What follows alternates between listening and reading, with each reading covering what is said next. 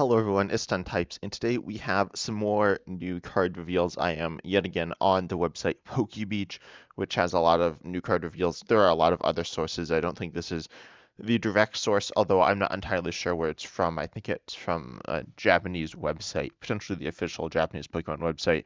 Of course, I do not speak Japanese at all. I would potentially like to learn enough to translate cards, but I have not been able to do that just yet. So, anyway, that's a bit of a side thing. That doesn't really matter. What does matter is these new cards, which are pretty cool, pretty interesting, a little wacky. These cards that I'm showing on screen right now are not new cards, though, or at least not cards that we haven't seen before, but I figured they are relevant. First of all, we got Frostlass here, and this is the only like quote older card that I'll talk about that has been revealed previously. But Freezing Curtain during Pokemon Checkup, which is between each player's turn, put one damage counter on each Pokemon and play with an ability except any Frostlass. So it doesn't damage itself or other Frostlasses, but it will damage all other Pokemon with abilities, which is a lot of Pokemon. And of course, this also you can stack and as it says, it will not damage your other Frostlasses, and it can damage your own Pokemon. So you could pair this with Dodrio. You could pair it with other things, and it damages your own Pokemon. So that's the thing you want to keep in mind here. And then we also have Emolga here. So this is a really interesting card. Skywave, for one colorless, it does 10 damage. Um, oh, sorry, 10 to your opponent's active and 10 to each bench Pokemon, both yours and your opponent's. And you don't apply weakness and resistance to bench Pokemon, as is generally the case. So this is really interesting, notably because obviously it's similar to Frostlass, and then we got a Raichu as well, which set was it? Was it Temporal Forces? Yes, it was. Collateral Bolt, it does for Lightning Colorless on a stage 1. Again, this card is out now, and it does 50 damage to each Pokemon that has any damage counters on it, both yours and your opponent's, except for itself, and again, no weakness and resistance to bench. So we got Frostlass, Emolga, and Raichu. I showed Raichu and Emolga in the wrong order. Sorry about that. But yeah, that's pretty interesting. Amolga's for your tweet. Some could compare this card to Flying Flip Tapu Koko, which was a card that was better than it, but kind of similar to it. So big thing with Amolga. Oh, one more thing I'll say: if you stick on Double Turbo for whatever reason, it does stop all the damage, so including bench damage. So don't do that. But yeah, this is pretty interesting because it's going to take a damage, but then like what do? Well, you don't really want to be damaging your own Pokemon, but you could pair this with Dodrio, which likes damage on its own Pokemon.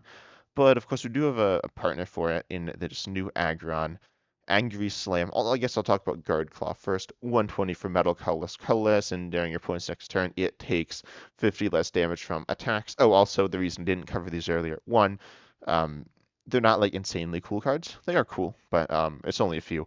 But two, also Pokebeach was down. But anyways, so taking 50 less next turn, and this is after weakness and resistance. That's usually how it works. Then it's pretty interesting to note that like this is tanky. It's like 180 HP, 50 less, and then there are other ways to get more HP, such as Hero's Cape, Luxurious Cape, and take less damage, such as Full Metal Lab. So if you give yourself 100 more HP with the tool, you're taking 80 less, and you have 280, taking 80 less. That's actually I believe, same as Hisuian Gudra V-Star. No, Hisuian Gudra V-Star you have. Sorry, I think, no, you have 260? Let me double check on that. For some reason, I'm just like blanking on the HP. Oh, it's 270 and it takes 80 less. Okay, so you have essentially 10 more. You have 10 more HP than Student Good Review Star, and you're taking the same amount less. But of course, that's a lot of combo pieces. 3 energies on a stage 2. You're not really hitting a ton. You're hitting substantially less than History and Guja V Star, and it's a lot of combo pieces. So I don't think this is good, but it is an option. You could do double turbo energy. You could do Matang. Like those don't sound like great options, but they are options, and it's just a fun little thing to note. Recently, people have been messing around a lot with metal type Pokemon with the new Matang and some other pieces, and it's a little bit interesting, but not necessarily the most powerful thing. But I figure it was worth a mention.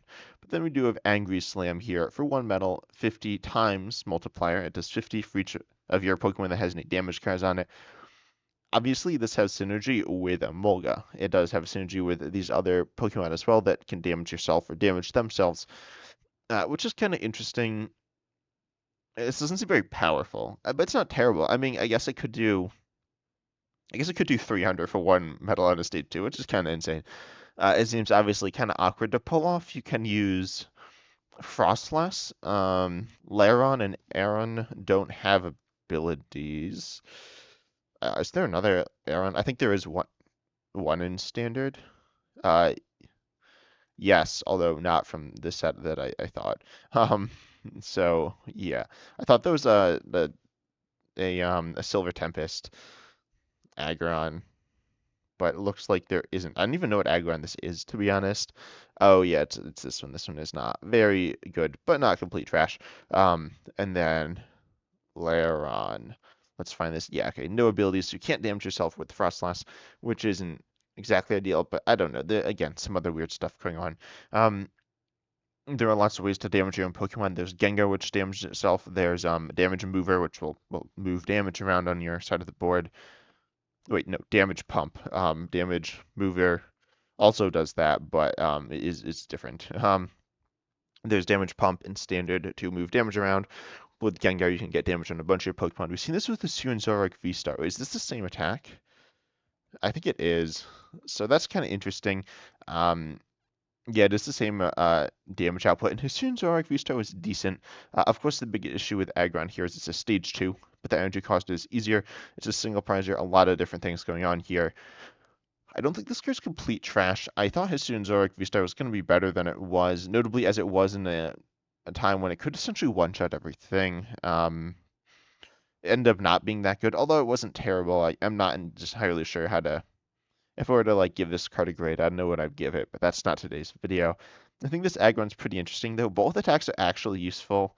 So if you do have a way to make good use of both of them, then this could be a pretty good card. But they're also so different. The ones are really expensive, or like pretty expensive, and then obviously it's a stage 2. And the ones like and the second attack's about surviving. The first attack's about damage and damaging yourself. So those kind of counteract. But interesting stuff going on here. Then we got this fun little Poliwrath.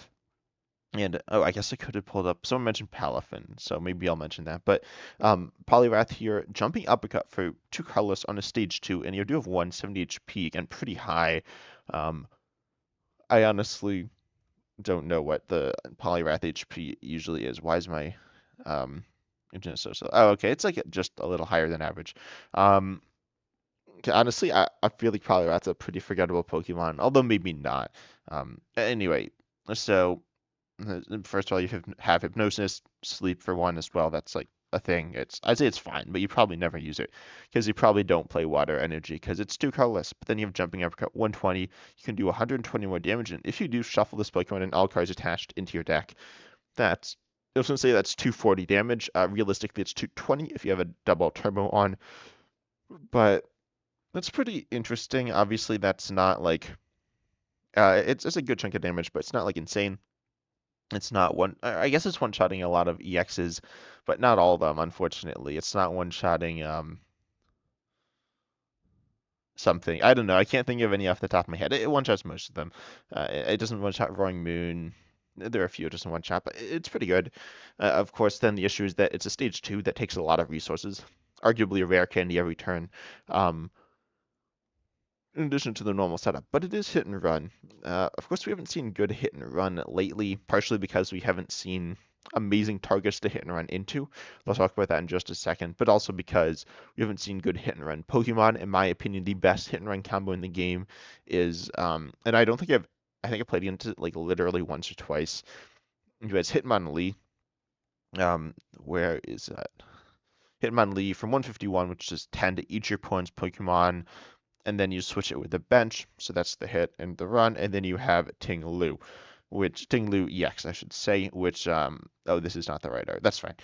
If it's in the active, your opponent's Pokemon in play with damage counters on them have no abilities except for EXs, which are kind of good right now, but ignoring that, this counters a lot of things. So, yeah, that's pretty, pretty interesting.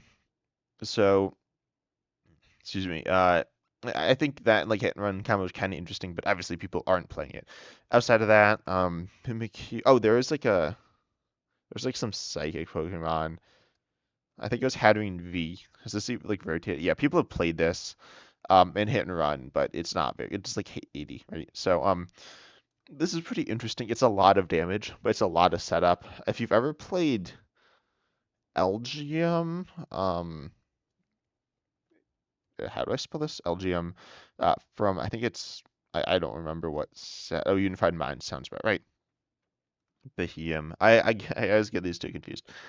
So if you play Behem, this is a hit and run. It does 90, and then it shuffles into the deck, and then it item locks. It's a little easier to set up, but this deck was super weird. As you can see, it was played some.